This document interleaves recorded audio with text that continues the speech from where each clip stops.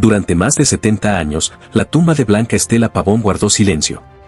Pero una carta anónima lo cambió todo. La verdadera Blanca nunca fue enterrada allí. Cuando abrieron el ataúd, no encontraron paz. Encontraron secretos. Un cuerpo incompleto.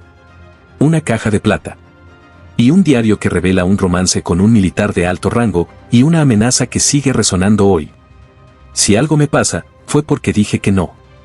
El ADN lo confirmó, ese cuerpo no es de Blanca Estela Pavón. Entonces, ¿quién está enterrado ahí? ¿Y por qué el Estado mexicano silenció la verdad por más de 70 años? La historia oficial se cae a pedazos.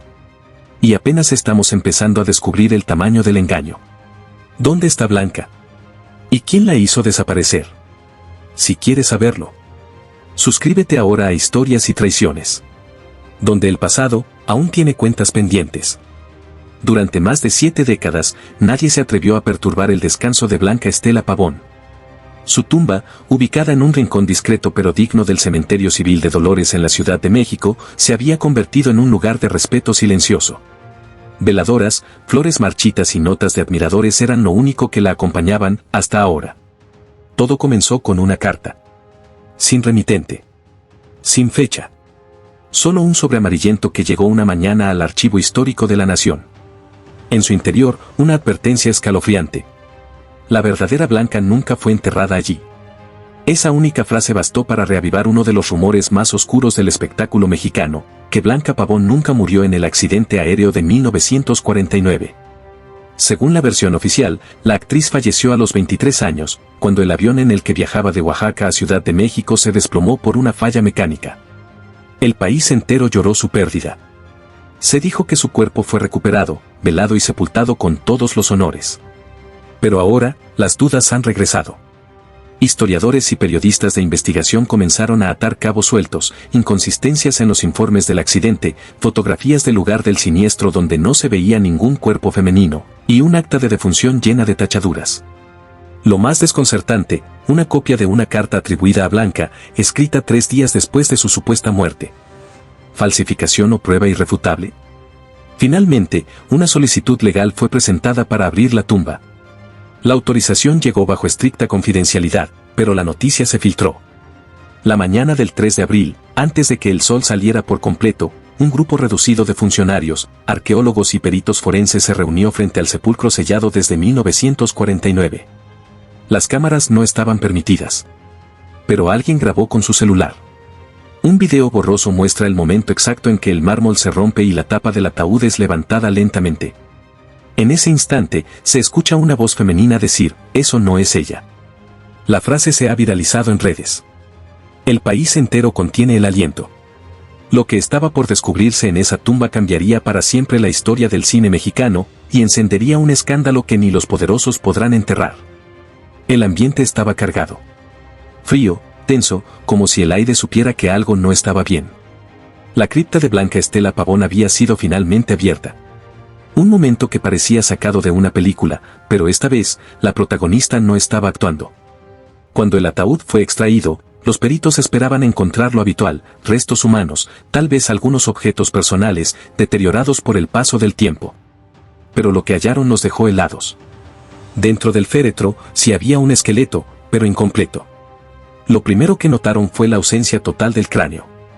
En su lugar, cuidadosamente acomodada sobre una almohadilla de terciopelo negro, descansaba una caja de plata labrada con detalle extremo. En la tapa, un monograma tallado, BEP. Los forenses se miraron entre sí, incrédulos. ¿Qué hacía esa caja donde debería estar el rostro de una de las actrices más queridas de México? Cuando la abrieron, descubrieron que no era un simple cofre funerario.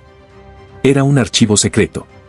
Dentro, cuidadosamente envueltos en tela de seda, había 3 elementos. 1. Un cuaderno antiguo con tapa de cuero, lleno de poemas escritos a mano. Firmados por Blanca. 2. Varias cartas dirigidas a un tal Ángel R., con tono íntimo, romántico y temeroso. 3. Una fotografía en blanco y negro. Blanca Estela, sonriendo. A su lado, un hombre de rostro parcialmente quemado por ácido o tinta. Él llevaba un uniforme militar y una cruz dorada al cuello. Al dorso de la foto, una frase escrita con letra temblorosa, «Nunca debimos confiar en ellos». Las preguntas se multiplicaron. ¿Quién era ese hombre? ¿Por qué ocultaron su identidad? ¿Y por qué no había cráneo en el ataúd? Algunos sugieren que fue removido para impedir una identificación por ADN. Otros dicen que la tumba nunca fue suya. Lo más aterrador es una hipótesis filtrada por una fuente anónima: ese cuerpo fue colocado allí como señuelo. Blanca jamás fue sepultada en ese lugar. Los expertos están analizando los huesos, pero la presión mediática ya es inmensa. Mientras tanto, la caja de plata ha sido clasificada como evidencia histórica confidencial, pero una fotografía del contenido se filtró a redes, y ahora, el público exige respuestas. El caso ya no es solo de interés cultural. Es un posible encubrimiento histórico. Y lo peor, es que apenas estamos comenzando a descubrir la verdad. Mientras los forenses analizaban los restos incompletos hallados en la tumba de Blanca Estela Pavón, los verdaderos secretos comenzaron a revelarse entre páginas olvidadas y cartas amarillentas. El diario encontrado en la caja de plata, hasta ahora mantenido bajo custodia oficial, fue parcialmente filtrado a un periodista cultural que decidió hablar, arriesgándolo todo. No era una simple actriz. Blanca estaba metida en algo mucho más grande y peligroso, dijo en una entrevista en off, con la voz distorsionada. Y lo que reveló a continuación conmocionó al país. Entre los poemas y reflexiones personales del diario, había fragmentos dirigidos a un hombre identificado solo como Ángel R. En las cartas, Blanca expresaba sentimientos intensos y contradictorios: amor, temor, frustración. Pero también referencias inquietantes a reuniones clandestinas, decisiones que no podía deshacer y advertencias sobre personas muy arriba que la estaban observando. Las investigaciones periodísticas cruzaron el nombre Ángel R. con archivos militares y políticos de la época. Y la coincidencia más probable era Ángel Ruiz Barreiro, un joven comandante de aviación que en 1949 ocupaba un cargo no oficial en la Dirección Federal de Seguridad, un organismo que más adelante se convertiría en la temida Dirección Federal de Inteligencia. La relación entre Blanca y Ángel, si se confirma, no solo sería escandalosa por la época.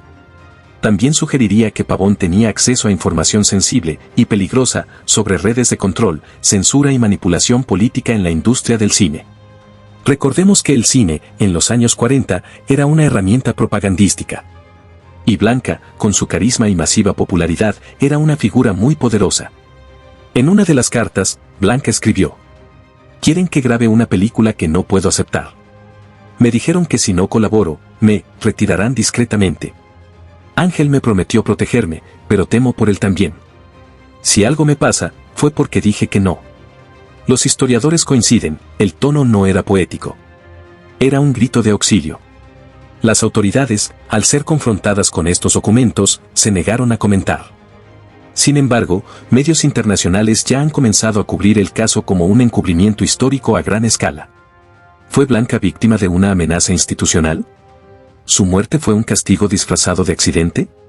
¿Y qué otros nombres estarían implicados si esta red llegara a descubrirse por completo? Mientras tanto, el diario ha sido declarado documento de interés nacional y podría convertirse en la pieza clave de una verdad que México ha mantenido enterrada por más de 70 años. El país entero esperaba una sola cosa: la confirmación del análisis genético. Después de la apertura de la tumba, el hallazgo de restos incompletos y las cartas que sugerían un complot oculto durante más de 7 décadas, solo el ADN podía decir la verdad definitiva. ¿Era ese el cuerpo de Blanca Estela Pavón? El Instituto Nacional de Ciencias Forenses, en coordinación con peritos internacionales, realizó las pruebas utilizando muestras de familiares vivos, documentos biológicos conservados y análisis forenses cruzados. El resultado final fue devastador y definitivo. Los restos hallados no corresponden genéticamente con Blanca Estela Pavón. En términos simples, esa tumba no contiene su cuerpo. La noticia fue filtrada primero por un empleado del laboratorio y horas más tarde, confirmada por el mismo instituto en una conferencia breve, sin aceptar preguntas. La reacción pública fue inmediata: portadas en los periódicos, manifestaciones frente al Panteón de Dolores y miles de personas exigiendo respuestas. ¿Dónde está realmente Blanca? Los registros del accidente aéreo en el que supuestamente murió también están siendo cuestionados. Archivos desaparecidos, nombres alterados, inconsistencias entre las listas de pasajeros, y lo más grave, testimonios de 12 militares retirados que afirman que el cuerpo de Pavón nunca fue recuperado. Uno de ellos, bajo condición de anonimato, declaró: «Nos ordenaron declarar que ella estaba en el avión. Pero nadie la vio subir. Nadie la encontró después». El caso ha escalado al Congreso. Se ha solicitado la apertura de archivos clasificados de la década de los 40 y la citación de historiadores, testigos e incluso descendientes de figuras políticas de la época. La pregunta ahora ya no es solo qué ocurrió con Blanca Estela Pavón. La pregunta real es, ¿quién ordenó desaparecerla? Mientras tanto, una nueva teoría comienza a circular: Blanca no murió, sino que fue obligada a exiliarse bajo otra identidad. Algunos sugieren que fue vista años después en Sudamérica, en ciudades como Buenos Aires o Santiago de Chile, viviendo discretamente, bajo otro nombre. No hay pruebas, aún. Pero lo cierto es que el mito ha muerto, y en su lugar ha nacido una verdad mucho más poderosa: la historia oficial del cine mexicano fue manipulada. Y ahora, el fantasma de Blanca Estela Pavón no es una aparición. Es una deuda pendiente con la justicia, la memoria y la verdad.